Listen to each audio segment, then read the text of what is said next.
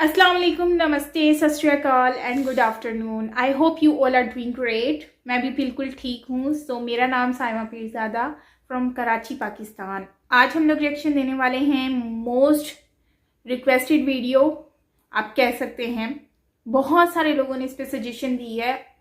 Every single person जो कि मुझे इंस्टाग्राम और यूट्यूब पर रिक्वेस्ट करता रहता है, इस वीडियो का डेली सजेशंस आती हैं और काफ़ी टाइम के बाद आई थॉट इस पर वीडियो होनी चाहिए।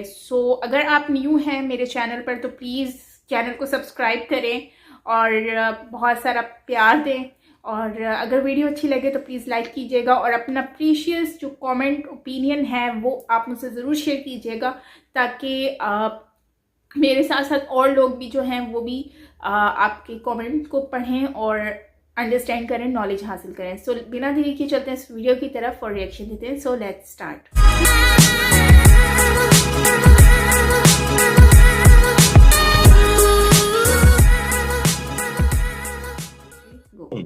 प्रोग्राम आरिफ की भाषा में न्यू दिल्ली टाइम्स और हमारा हिंद की तरफ से आप सबका स्वागत है।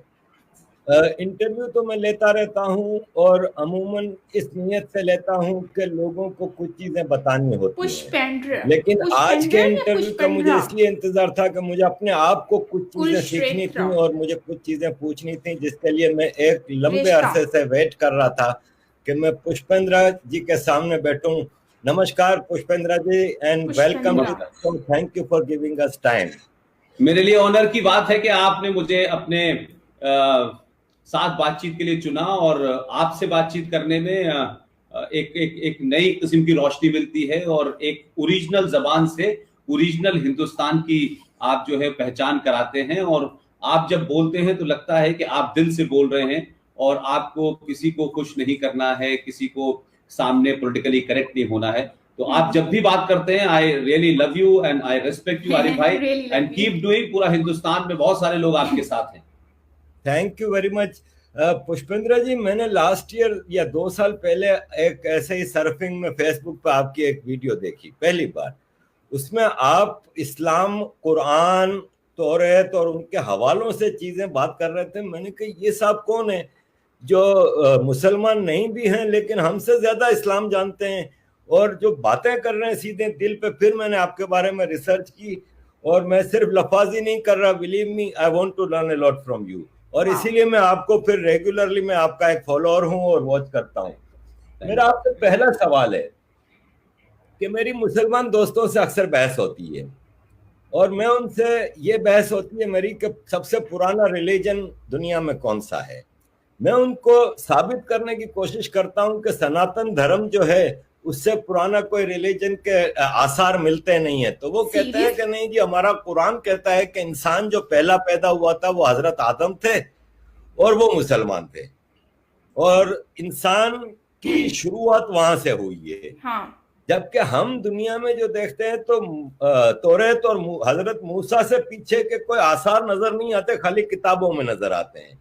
तो अब्राहमिक रिलीजन है, उनको हम देखते हैं कि उन्होंने डिराइव भी ज्यादातर चीजें सनातन धर्म से की हैं, जैसे कि इसमें पूजा होती है, जन्नत जन्नम का कॉन्सेप्ट है, पाप पुण्य का कॉन्सेप्ट है, ये सब सनातन धर्म में है, लेकिन ये चीजें डिराइव की गई हैं अब्राहमिक रिलीजन में।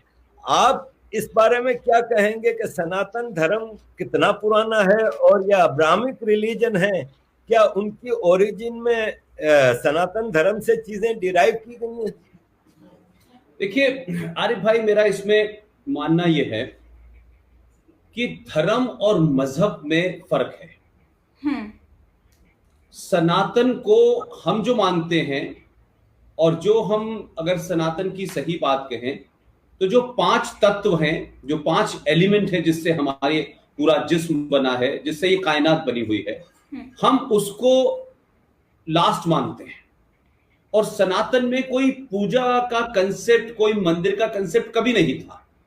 जैसे जैसे जैसे इस कायनात के अंदर पेड़ हैं, नदियां हैं, पहाड़ हैं, हवा है, आसमान है, सनातन में 5 तत्व हैं, 5 एलिमेंट हैं। आकाश, वायु, जल, अग्नि और पृथ्वी। अब ये मिलके कायनात बनी है। अब अगर इसमें से कुछ भी आप माइनस कर दें तो आप ये समझे कि कायनात हिल जाएगी। तो हम ये मानते हैं कि जो कायनात के हिस्से में पेड़ है, पर्यावरण है, सूरज है, हम भी वही हैं, हम उसके हिस्से हैं, हम सिर्फ चल फिर रहे हैं।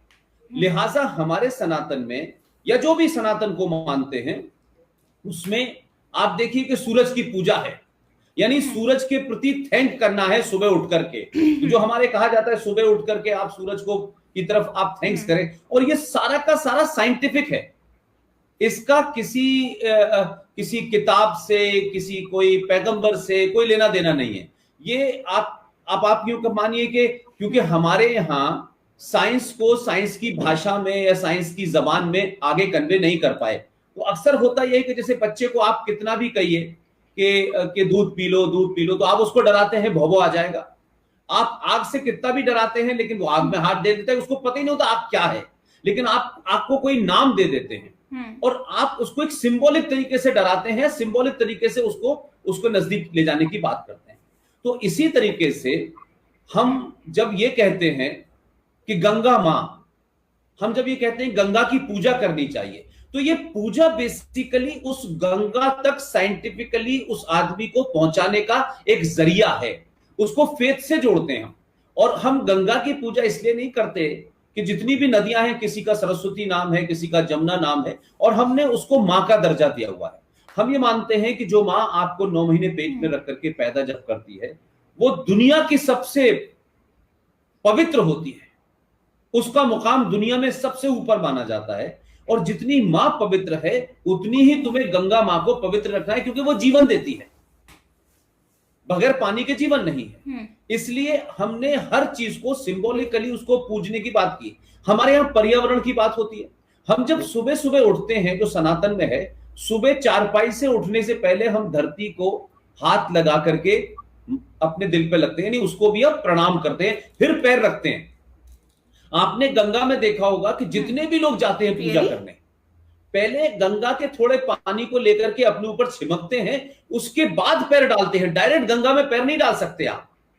ये आप उस गंगा जो आपको पानी दे रहा है, क्योंकि पैर हमेशा आदमी का गंदा होता है चलने की वजह से, और हाथ हमेशा साफ होता है क्योंकि वो उसके मुंह पे लगता है, हाथ पे लगता है। तो गंगा का पानी पहले छिमकते हैं, फिर हम गंगा में पैर डालते हैं। सूरज क्या है? सूरज एनर्जी देता है। तो हम सुबह सुबह, लोगों को नहीं पता कि ये कहा गया कि सुबह सुबह एक लोटा जो है पानी का, उसको आप पानी से डालिए और सूरज की तरफ देखिए। तो जब आप सूरज की तरफ देख करके लोटे से पानी चढ़ाते हैं, तो सूरज से जो किरणें निकलती हैं और वो पानी से जब टकराती हैं और आपकी आंख में जाती हैं, तो अल्ट्रावायलेट रेज जो है वो आपकी आंखों को, रोशनी को, आपकी आंखें साफ कर देती है। उसका टाइम है कि सुबह सुबह जब प्योर सूरज निकले, और सुबह सुबह जब पर्यावरण, जो तमाम पेड़ पौधे हैं, उनके अंदर high intensity of oxygen production होता है सुबह सुबह। इसलिए हमारे यहाँ पीपल की पूजा बताई गई। तो पीपल की पूजा, अब क्योंकि हमारे यहाँ सिंबल को लोग ज्यादा फॉलो करने लगे, उसके पीछे की थ्योरी को लोग भूल गए।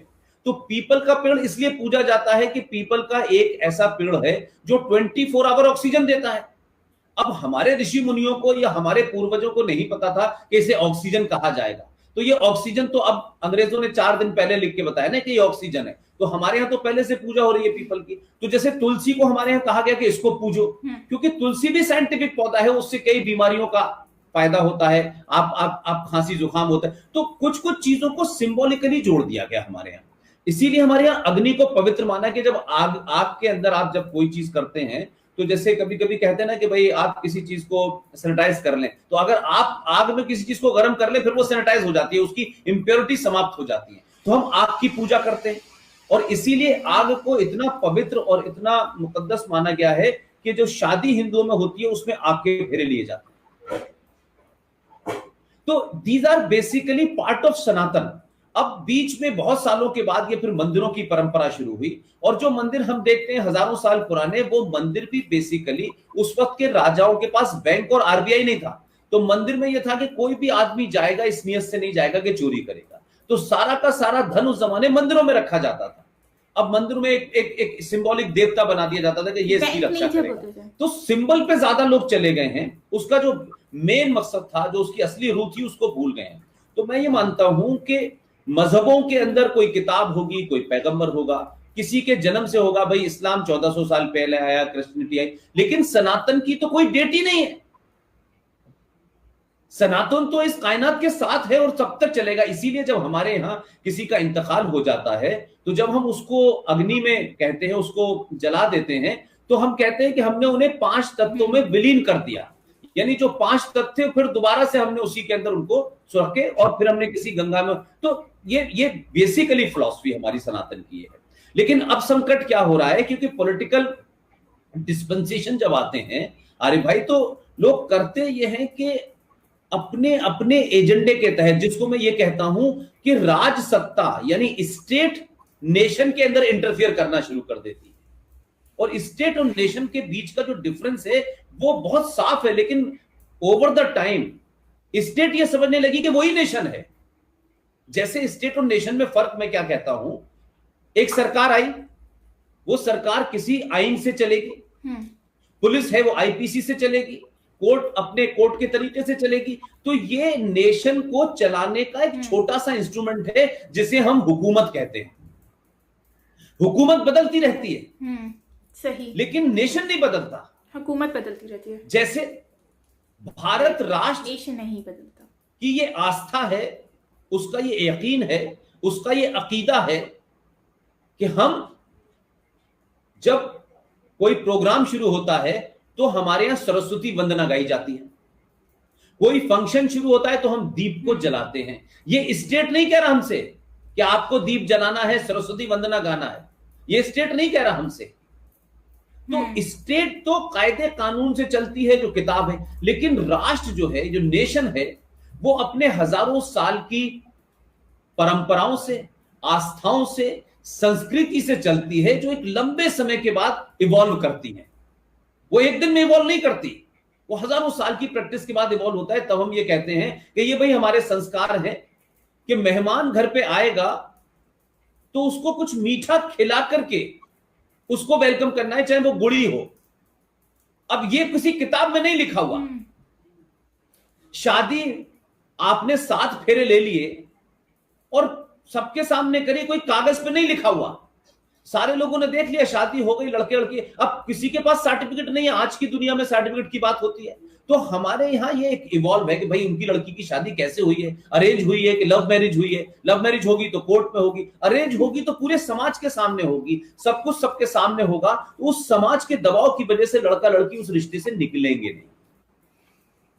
तो दीज आर बेसिकली, मैं स्टेट और नेशन के फर्क की बात करता हूं, बिल्कुल वैसे ही जैसे धर्म और मजहब की बात करता हूं। मजहब में ये करना है, ये नहीं करना, हम मजहब में ये करेंगे, दूसरा ये करेगा, तो वो आपको डिफरेंशिएट करना शुरू कर देता है, और इसके बीच में उसके बीच में। अब अगर आरिफ जकारिया अजाकिया साहब, आप कहते हैं मैं सनातन हूं, तो आप हिंदू नहीं हो गए, आप आरिफ अजाकिया रहेंगे, लेकिन क्या सूरज को आप नेग्लेक्ट कर देंगे क्योंकि आपके मजहब की किताब में उसके बारे में कुछ और लिखा हुआ है या उसका जिक्र नहीं है? मैं एक एग्जाम्पल के तौर पे कह रहा हूं, क्या आप जमजम, आबे जमजम का ही पानी पिएंगे? पानी पीने वहां जाएंगे? पानी तो आपके मुल्क में जो नदियां हैं उसी का पिएंगे।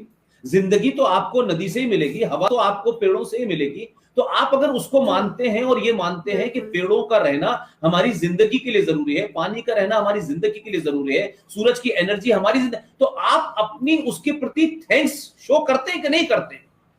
भाई हम थैंक्स करते हैं, नहीं करते? उस थैंक्स करने को हमारे यहां लोगों ने पूजा करार करते हैं, वो थैंक्स है और कुछ नहीं है। मेरा अगला सवाल भी यही था कि क्या एक मुसलमान सनातनी हो सकता, लेकिन ये कि आपने जवाब दे दिया। यहाँ पे एक मेरा जाती इशू है, वो ये है, ताल्लुक रखता हूँ मेमन कम्युनिटी से। सुहाना होते थे जो कि गुजरात में, जूनागढ़ के आसपास सारे, हम अपने बुजुर्गों से पूछते थे कि आप, हम लोग कब मुसलमान हुए, तो वो बताते थे कि एक कोई बुजुर्ग थे, उनका सच्चा पैगाम था, विस्डमफुल पैगाम था, जिससे पूरी मेमन कम्युनिटी एक साथ हिंदू से मुसलमान हुई थी। अब हम पहले तो नहीं सोचते थे, आज ये सोचते हैं कि अगर इतना विस्डमफुल मैसेज था और इतना ब्यूटीफुल मैसेज था तो फिर मेमन ही क्यों मुसलमान हुए, पूरा गुजरात क्यों मुसलमान ना हुआ।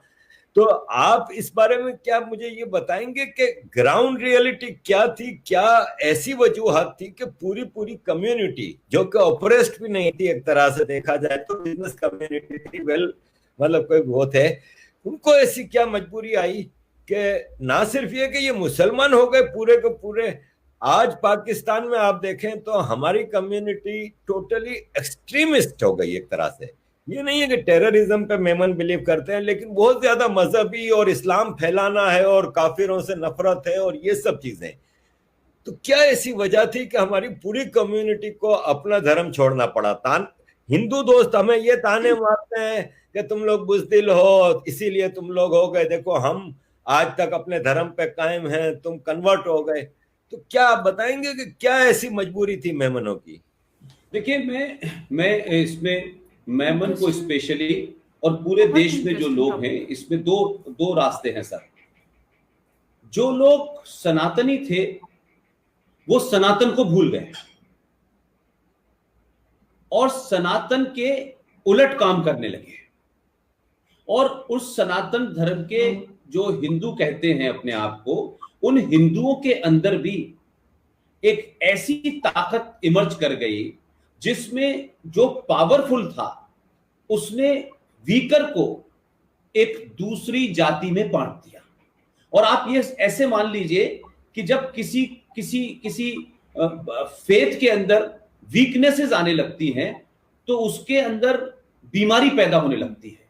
और जो सनातनी या हिंदू, मैं कहूंगा सनातनी तो मैं नहीं मानता, तो ये जो हिंदुओं में जो बीमारियां पैदा होने लगी, अलग अलग मठ बनने लगे, अलग अलग मंदिरों के ठेकेदार होने लगे, उनका जो मंदिर में पुजारी है वही सबसे ज्यादा अक्लमंद है, जो नीचे सफाई का काम करता है वो उनसे कमतर है।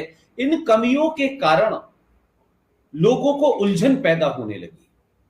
तो आप देखें कि बहुत सारे लोग, आप मुसलमान हो गए क्योंकि उस वक्त मुसलमानों का एक नया नया फेज आया, एक नई चीज आती है तो नई थ्योरी के साथ आती है। आप इसको ऐसे ही समझ लें कि बहुत सालों से दिल्ली के अंदर बीजेपी कांग्रेस थी, अब थोड़ी समझने के लिए, लेकिन सडनली कोई एक इमर्ज किया और उसने कहा कि नहीं, हम इन दोनों के खिलाफ हैं और ये जो है करप्ट हैं और ये मिले हुए हैं। तो एक लोगों ने उस पर यकीन किया, उन्होंने कहा यार ये नई सोच की बात कर रहा है, कुछ भ्रष्टाचार के खिलाफ की बात कर रहा है, ये सबको साथ लेने की बात कर रहा है, ये गरीब की बात कर रहा है। तो लोगों ने वही बीजेपी और कांग्रेस को जो जिताने वाले वोटर थे वो सारे आप पार्टी को जिता दिया उसने।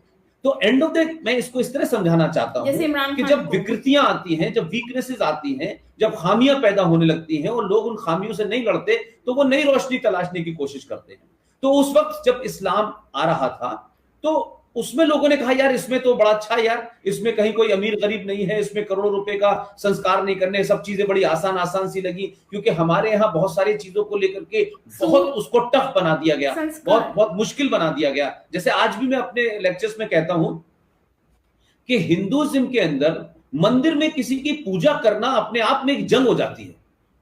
इतना 4-4, 10-10 किलोमीटर दूर से लोग आते हैं और फिर उसके बाद में वहां पंडित जी जो हैं वो ये देखते हैं कि 20,000 की थाली की पूजा कौन कराएगा, तो उनकी निगाह उधर ज्यादा रहती है, 5,000 वाली कौन कराएगा तो उसमें रहती है। तो जो सबसे बेचारा कम होता है उसको वो घुस के 1 मिनट के लिए उस भगवान के दर्शन नहीं देते, तो लोग बाहर निकल के कहते हैं यार ये तो बिजनेस बना रखा है। अब आप सोचिए कि उसका पहला रिजल्टमेंट उस मंदिर से या उस फेथ से इस बात के लिए हुआ है कि ये क्या तरीका है यार, मेरी आस्था है, मैं इतनी दूर से आ रहा हूं, ये पंडित जी कोई ठेकेदार थोड़ी नहीं है जो इन्होंने मुझे 1 मिनट के दर्शन नहीं करने दिए। अब सोचिए कि अगर उसका ये गुस्सा बढ़ता जाएगा तो वो किसी नई रोशनी की तरफ देखेगा।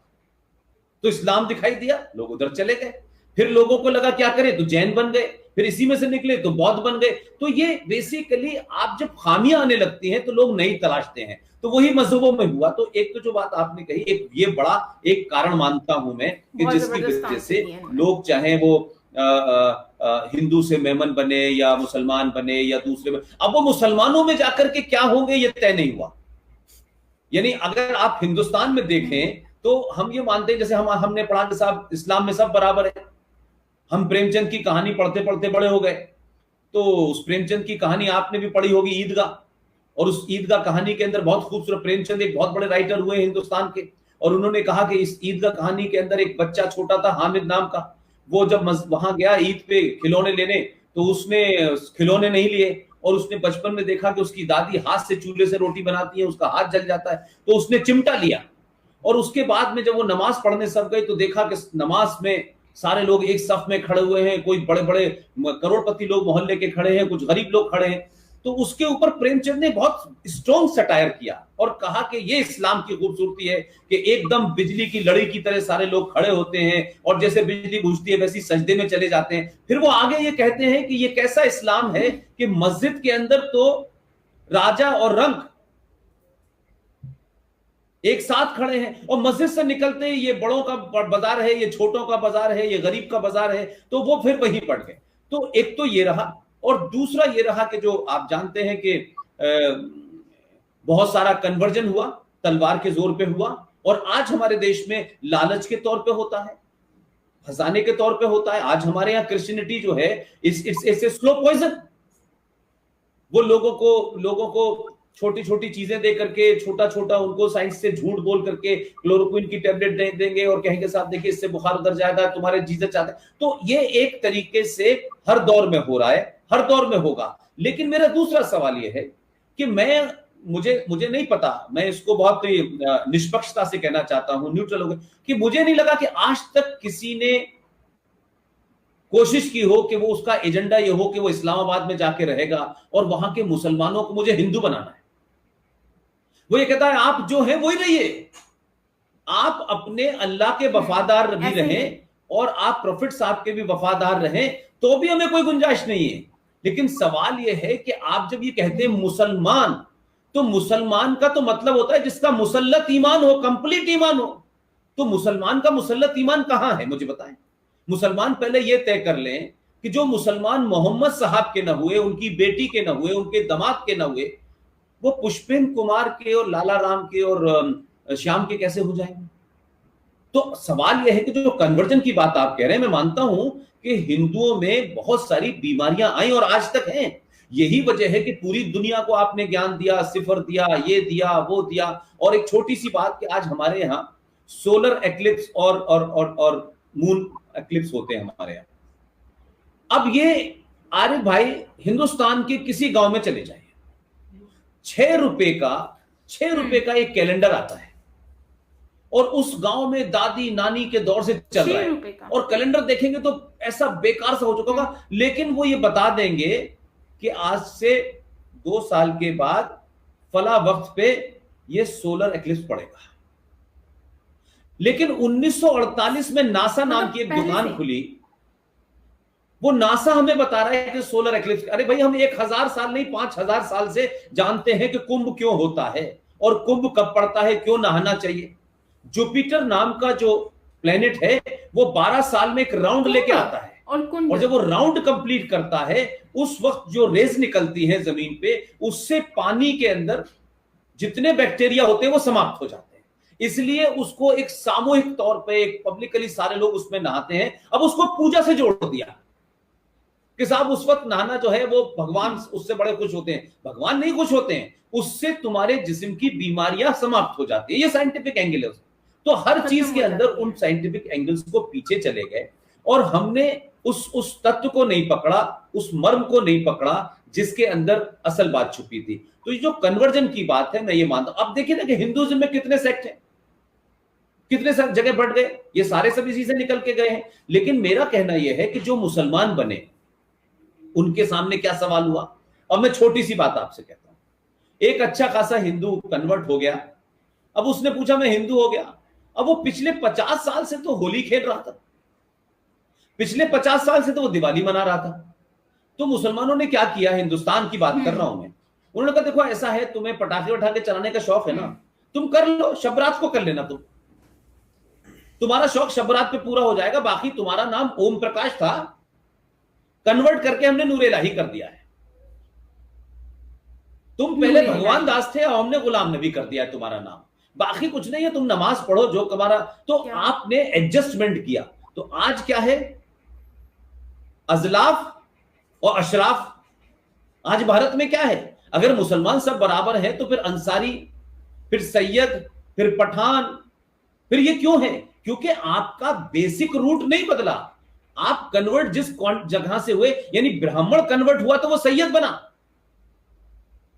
और नीचे से कन्वर्ट हुआ तो वो अंसारी बना, तो आप उसकी जाति वही। अब जैसे जॉर्ज फर्नांडिस थे, जॉर्ज फर्नांडिस साहब सारस्वत ब्राह्मण थे, लेकिन जब वो कन्वर्ट हुए तो चर्च की अगली पंक्ति में जगह मिली उनको, फर्स्ट रो में।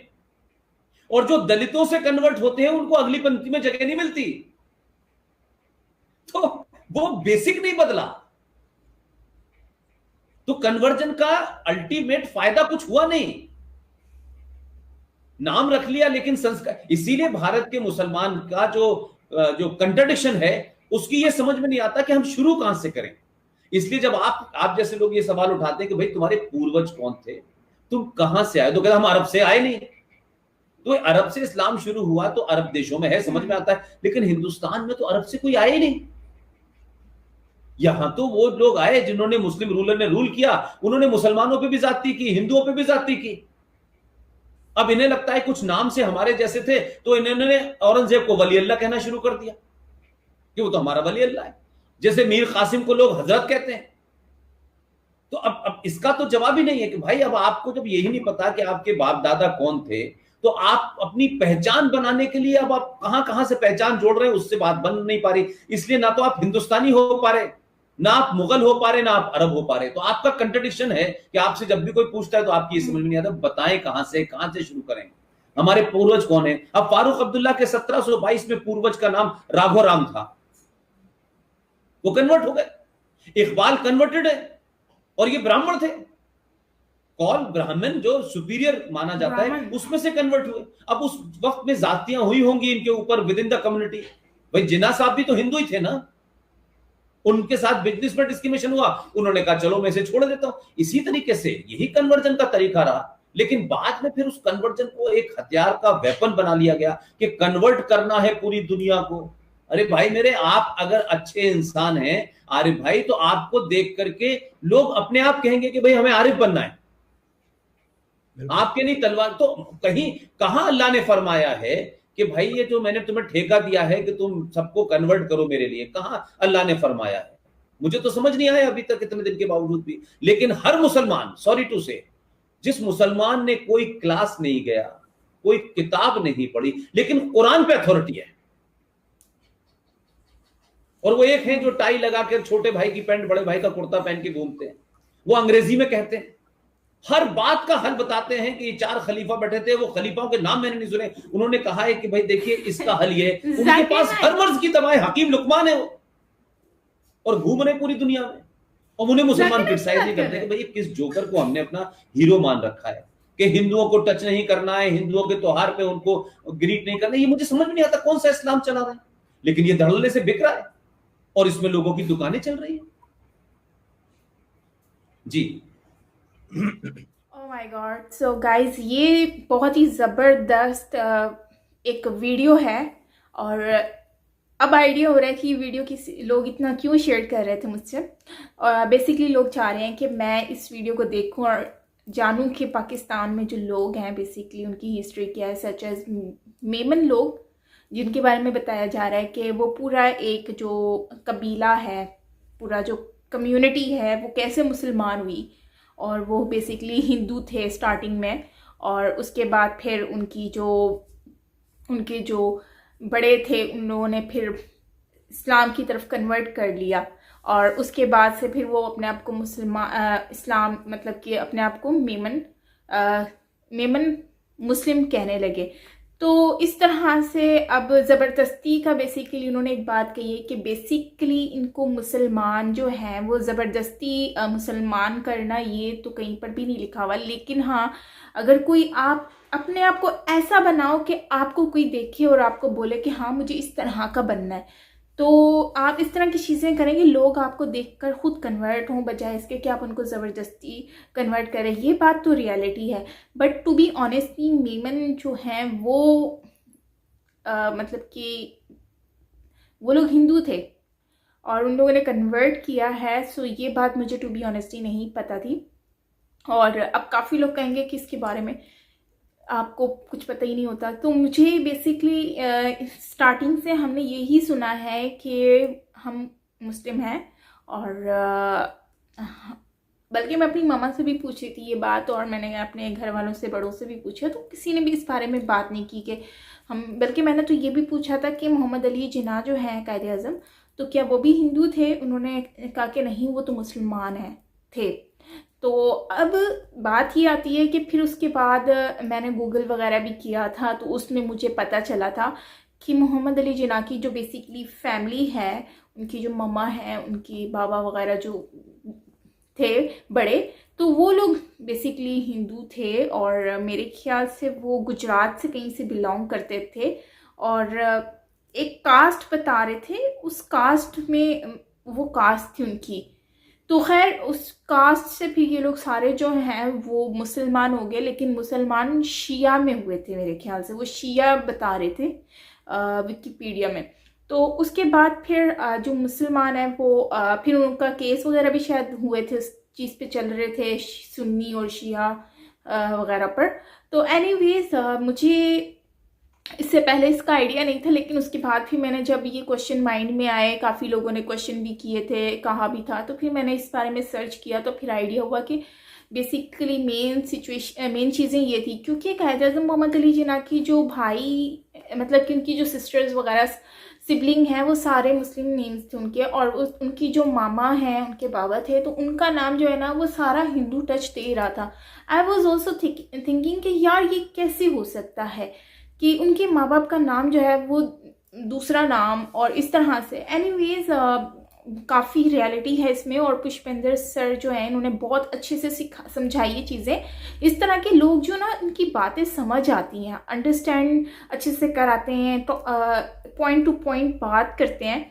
और बाकी एक मंदिर वाली इन्होंने बात की कि मंदिर जो है वो बेसिकली वहाँ पर लोग जाएंगे। अब उसमें जो पैसे वाला बिजनेस का बताया था, तो वो वाला मुझे समझ नहीं आया क्या वाकई में ही ऐसा होता है, क्योंकि सब लोग तो बराबर होते हैं, इसमें पैसों वाला तो सिस्टम होना नहीं चाहिए कि जो लोग ज़्यादा इन्वेस्ट कर रहे हैं उनके ऊपर जो है वो आरती वगैरह, उनको ज़्यादा चांस दिया जाएगा, वीआईपी जैसे सीट्स होती हैं। तो ऐसा अगर है तो ये तो बहुत बुरी बात है। तो और अगर जैसे कि उन्होंने ये भी बताया कि सनातन कुछ करके बताया था कि वो एक बेसिकली इनके 5 ऑप्शंस होते हैं, 5 चीज़ें। मैंने अपनी एक फ्रेंड है उनसे भी पूछा था, वो भी मतलब कि गुजरात से ही बिलोंग करते हैं पीछे से जो है, और अभी तो खैर वो नेशनलिटी उनकी पाकिस्तान की है, तो दे आर ऑल्सो गुजराती। और उन लोगों ने मुझे बताया था कि हमारे मतलब किसी की डेथ हुई थी तो उसमें उनको जलाते हैं। तो मैंने उनसे फिर पूछा था कि ये क्या है बेसिकली, इसमें ऐसा क्यों होता है कि आप लोग इसको जलाते हैं, आप दफना भी तो सकते हैं। सो उन्होंने फिर मुझे ना प्रॉपर तरीके से डिस्क्राइब किया था, एक्सप्लेन किया था कि साइमा देखो, हमारे ये इस तरह से होता है कि हम पानी, आग और ये पेड़, हवा, इन सारी चीज़ों के ऊपर उन्होंने एक्सप्लेन किया था। तो फिर उसके बाद मैंने उनकी बातों को, काफ़ी हद तक मुझे उनकी बातें समझ आई थी। तकरीबन आज से 3-4 साल पहले की बात है ये। तो अब मुझे समझ आ रही है कि लोग पेड़ों को क्यों पूजते हैं, और पानी को क्यों पूजते हैं और पूजा करते हैं, और ये जो और दूसरी चीज़ें हैं, और गाय वगैरह को क्यों इतना वो रिस्पेक्ट करते हैं। सो इसकी बेसिकली मेन मकसद ये है, सूरज को क्यों लोग पूजते हैं। तो बेसिकली हिंदुज़म एक धर्म है, और it's kind of, I might be not wrong, धर्म है। सो खैर अगर मैंने रॉन्ग बोला तो आप करेक्ट कर लीजिएगा। तो उसमें बेसिकली इसमें कोई रोकथाम नहीं है कि आपने ये नहीं करना, वो नहीं करना। और सबसे बड़ी बात तो मुझे ये पता चली है कि इसमें सबसे पुरानी जो है, मतलब कि हिंदुज़म सबसे पुराना है स्टार्ट से, इस्लाम बाद में आया था। इसके बारे में मैं सर्च भी करूँगी, क्योंकि इसके बारे में तो मुझे काफ़ी चीज़ें जो है ना अब वो कंफ्यूज हो रही हूँ, जो मतलब इतना हमने स्टडी किया है उसके बाद अब ये चीज़ें जो आ रही हैं ना, ये कंफ्यूजन क्लियर कर रही हैं। एनीवे इस्लाम जो है वो काफ़ी, मतलब इस्लाम से भी हिंदू धर्म जो है वो सबसे पुराना है, इस्लाम बाद में आया था। चले इसके ऊपर नेक्स्ट टाइम हम डिस्कशन करेंगे जब हम पार्ट 2 देखेंगे, और पार्ट 2 आए कि नहीं आए तो आप मुझे बताइएगा कमेंट बॉक्स में। सो यस, ये थी हमारी आज की वीडियो। मिलते हैं नेक्स्ट वीडियो के साथ। अपना ख्याल रखिएगा, तब तक के लिए बाय बाय।